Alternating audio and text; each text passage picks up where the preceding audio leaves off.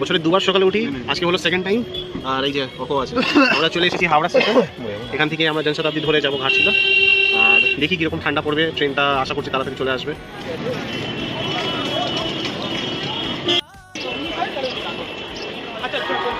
তো আমরা ট্রেনে উঠে গেছি, ট্রেনটা মোটামুটি টাইমে আছে। চথা আছে পুরো নন চ্যালেন্ট ভাই এখানে,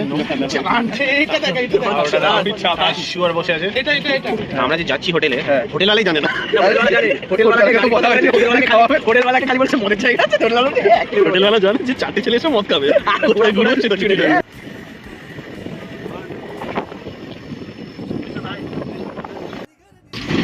স্নান টান করে হোটেলে চেক ইন করে আমরা এবার বেরিয়ে গেছি। 6টা না 7টা সাইটস আছে, ওটা দেখতে যাবো।